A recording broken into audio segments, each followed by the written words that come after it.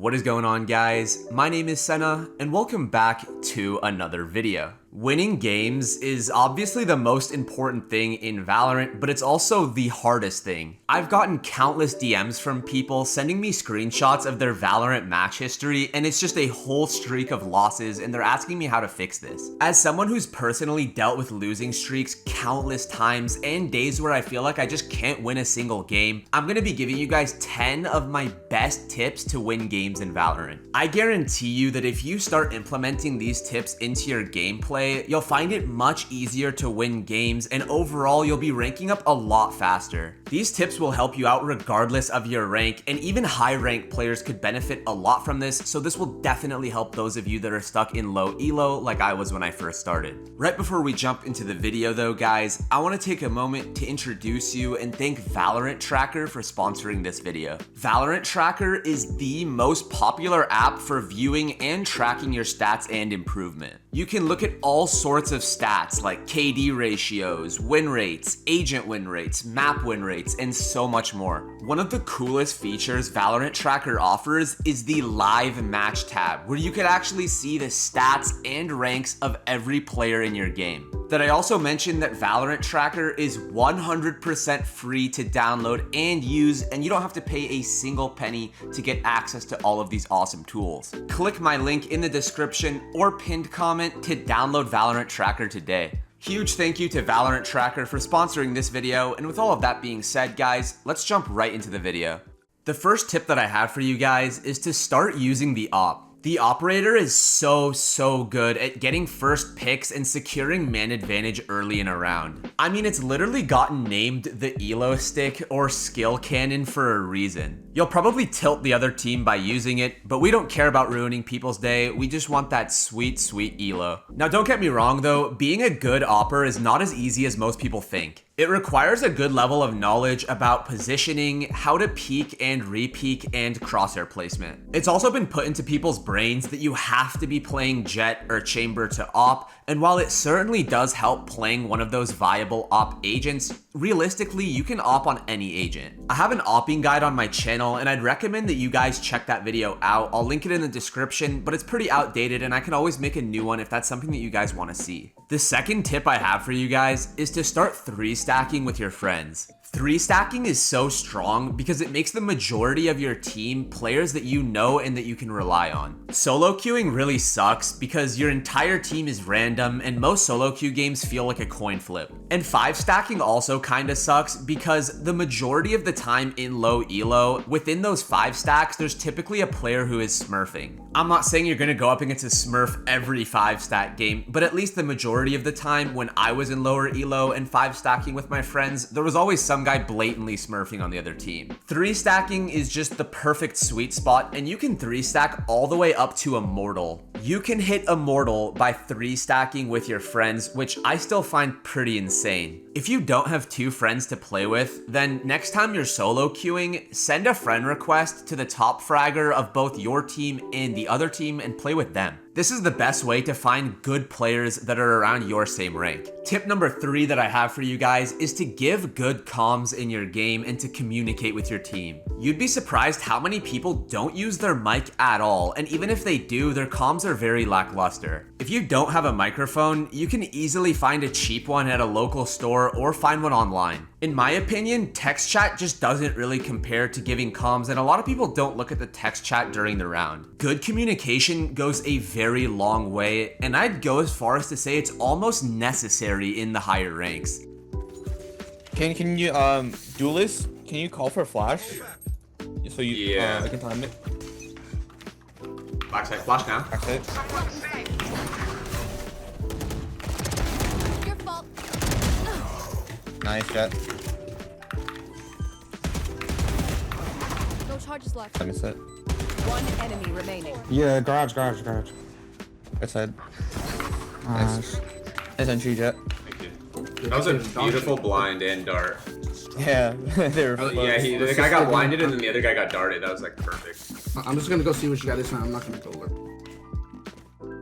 My fourth tip for you guys on winning more games in Valorant is to constantly pay attention to the man advantage. Man advantage is which team has more players currently alive. This is why the first blood or the opening pick of the game is so important, because it'll completely change how each team is going to start playing from there on. If you are up in numbers, you're going to want to look for trades and to play with your team. If you have more players alive on your team than the enemy team and you trade out every kill, you are guaranteed to win the round. However, on the flip side, if you are down in numbers, you're going to want to look for a pick and play a little bit more aggressively to maintain that man advantage. Obviously, this will depend on the situation, but if I have 3 players alive on my team and the enemy team still has all 5, I'm looking to get an aggressive angle so I can find a kill and give us a chance at winning the round. The man advantage is so important, and if you want to win your games, you need to pay attention to it because it will dictate how you're going to want to play out the round. The 5th tip I have for you guys is to expand your agent pool. I think learning new agents and new playstyles can help you out a lot. I know I've told you guys in my past videos that you should main 2 to 3 agents, and that is still good, but I think it can really help to learn even more agents. Learning and playing new agents can help because you might find a new main that you didn't even know that you'd be good at. I've been playing Skye and Cypher a lot more recently and trying to get better with them, and it's honestly helped me a lot because now I have even more agents that I can choose from. Constantly learning new things is great for the brain, and picking up and learning a new agent could be what you need to start winning more games. I'd recommend watching other pros and content creators play that agent, as well as trying them out in Swift play or unrated to get a feel for them before you jump into ranked with them. The 6th tip I have for you guys is to use your utility instead of waiting for the perfect moment. The amount of times I've played Jet and tried to entry out on site to get my team out and everyone gets mowed down and dies except for my Skye sitting in the back with full utility is honestly insane. There's never going to be a perfect moment to pop that ult or a perfect moment to use that flash or anything like that. You need to make use of that utility. By just hanging on to that utility and not using it during a round, you are actively lowering the win percentage of that round. Use your utility early round to fight with your team and take space somewhere on the map, or if you're retaking a site, use that utility to help clear angles and clear sight out for your team. You'll notice that one of the biggest skill gaps between high rank players and low rank players is their ability to effectively use their utility. Good utility usage will go a very long way, so make sure that you're using it and not just hanging on to it forever because it will cost you a lot of rounds. The 7th tip I have for you guys is to save with your team and make sure that you stack sites on eco rounds. A balanced economy is very important, and a lot of low rank players don't really understand how the economy works. They'll win the pistol round and then save the next round for some reason and then end up losing it for no reason, and they have no idea what the concept of a bonus round is, and it honestly hurts my soul to watch. Making sure that you're buying and saving with your team is very important because you don't want your economy to be all over the place with half of your players on pistols and the other half with rifles. And when you are saving and you guys all have pistols, make sure that you're stacking a site together or fighting for an area of the map as all 5. You guys want to stack something low key? Just want to eco. If we stack something, we probably win. We like stack here.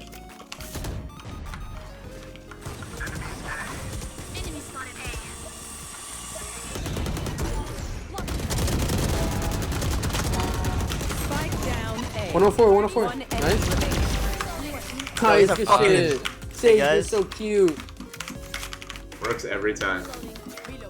I cannot explain to you guys how many rounds I've actually won by just stacking all 5 players with classics on one site and just mow the enemy team down when they run in. Let's Fight Mid is a comm that I'll give a lot when we all have sheriffs and we're on a save round, because fighting mid as 5 with 5 sheriffs will almost guarantee you some kills in mid. Just playing as a pack and playing all together when you guys are on a round that you're probably going to lose anyways will give you the highest win percentage and the highest win con, which is exactly what this video is about and exactly what we want. The 8th tip I have for you guys is to stop blaming your team after your losses. Listen, I get it. Dropping 30 kills and match MVPing and still losing the game really sucks, and I've been there. But by constantly blaming your team for your losses, you're subconsciously reinforcing this idea that you are never the problem and that your team is holding you back. This is undoubtedly the worst mindset that you can adopt because you are the only person that you can affect and you are the common denominator in every single one of your games.